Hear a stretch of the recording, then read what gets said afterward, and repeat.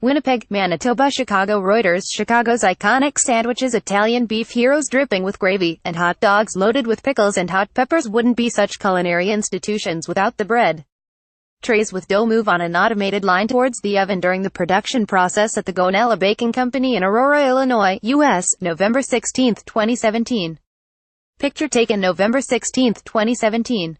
REUTERSKamil KrzaczynskiBut. This fall, bakers faced a crisis getting the right kind of bread to delis and sandwich shops locally and across the United States.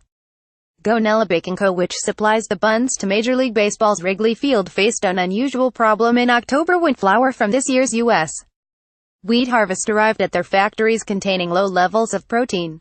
For a graphic on dwindling wheat crops in the United States, click tmsnrt.rs2zxkpr6. That meant bakers couldn't produce bread with the airy texture customers demand, setting off 2 weeks of tinkering with temperatures in the mixing process, and the eventual purchase of gluten as an additive. By the time the alchemy was done, Gonnella had thrown away more than $20,000 worth of substandard bread and buns, said President Ron Lucchese. That really was headache, Lucchese said. The problem spans the $23 billion U.S. bread market and highlights a paradox in the global wheat trade. Despite a worldwide grains glut, high-protein hard wheat is scarce after 2 years of poor U.S. harvests. The shortage hurts bakers and millers who prize high-protein wheat, along with the farmers who grow it. Wholesale bakers such as Grupo Bimbo, Flowers Foods Inc. and Campbell Soup Co.'s Pepperidge Farms are feeling the squeeze on margins, said Stephen Nicholson, senior grains and oilseeds analyst with Rabobank. All three companies have seen their stock prices fall over the last 2 years, a period when the benchmark SP 500 index gained more than 26%. Millers such as Archer Daniels Midland Co., Ardent Mills, General Mills Inc. have been able to pass on much of their higher wheat costs in sales of flour to bakers, he added. But bakers have not been able to pass those costs to grocers, who have been unwilling to pay higher prices because of increased competition and price deflation. Global wheat inventories have risen to record high levels due in part to heavy production from Russia. Meanwhile, U.S. per capita consumption of wheat flour in 2016 fell to its lowest level in nearly 3 decades, and U.S. farmers planted their smallest winter wheat crop in more than a century. It's a low-margin, pennies business, but now you've got even more disruption, said Rob Mackey, CEO of the American Bakers Association.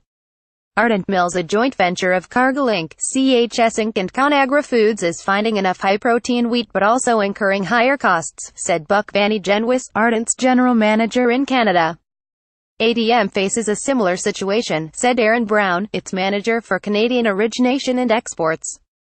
Campbell Soup declined to comment, but the company said in August that it expected costs to rise by 2 to 3% in 2018. Representatives for General Mills and Grupo Bimbo's U.S. bakery division declined to comment. Flowers Foods did not respond to requests for comment. Shrinking profits, fewer acres. 2 years of heavy spring rains in Kansas, the largest producer of hard winter wheat, have sapped the protein levels of a crop that thrives in arid conditions. Freshly made dough comes out of a mixer during the production process at the Gonnella Baking Company in Aurora, Illinois, U.S., November 16, 2017. Picture taken November 16, 2017. REUTERSKamil KrzaczynskiBut. Winter wheat makes up about 40% of the $10 billion U.S. wheat crop, which peaked in value at $17.4 billion in 2012 amid higher prices and plantings. Total wheat plantings in Kansas fell this year to 7.6 million acres. That's down from 9.4 million acres in 2012 and represents the second smallest planting since the U.S.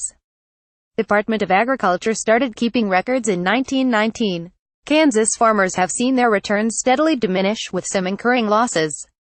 Farmers received an average of $3.20 per bushel for the 2016 harvest, down from $6.07 2 years before.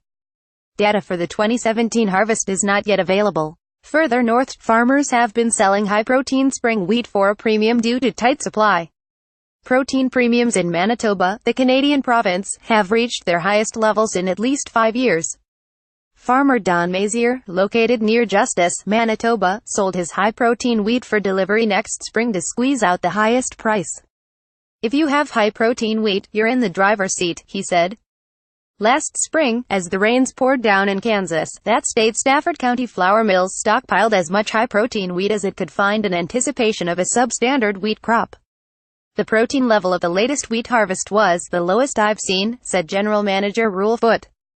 He said the company bought 600,000 bushels of high-protein wheat, more than a quarter of its total wheat purchases, at a premium of 75 cents to $1 a bushel. Gluten-free: the additional gluten that some millers and bakers are using to compensate for the wheat's low protein content comes at a cost. Gonnella paid up to 20% more for gluten than usual because of the surge in demand, Lucchese said. But bakers can't necessarily charge retail outlets more to make up those costs.